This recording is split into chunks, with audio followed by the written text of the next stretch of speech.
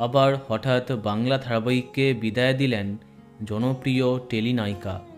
বর্তমানে বাংলা টেলিভিশন থেকে একে একে অনেক জনপ্রিয় নায়িকা পাড়ি দিচ্ছেন বলিউডে।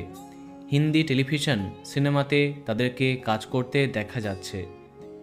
এই তো কদিন আগেই একদম মাঝপথে জি বাংলার ধারাবাহিক থেকে হিন্দি ধারাবাহিকে চলে গেলেন মিসমি দাস।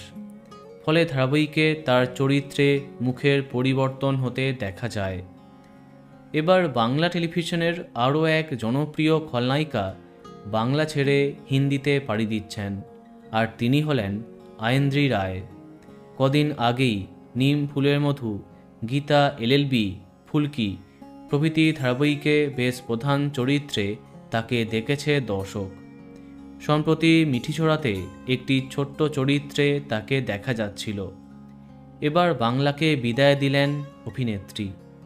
সম্প্রতি একাধিক ছবি পোস্ট করে আয়েন্দ্রি জানিয়েছেন, আমি এখন স্বপ্নের শহর মুম্বাইতে।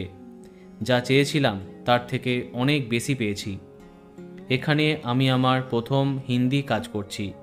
ইতিমধ্যে শ্যুট আরম্ভ করেছেন তিনি। এই কদিনে 10 কেজি ওজন কমিয়েছেন তিনি।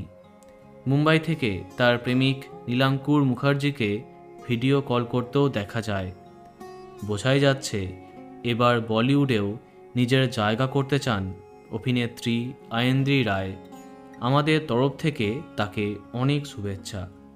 তো বন্ধুরা, তাকে কে কে মিস করবে কমেন্টে জানাতে পারো। আর এই রকমই আরও অনেক ভিডিও পেতে সাবস্ক্রাইব কারেন্ট পজ। ধন্যবাদ।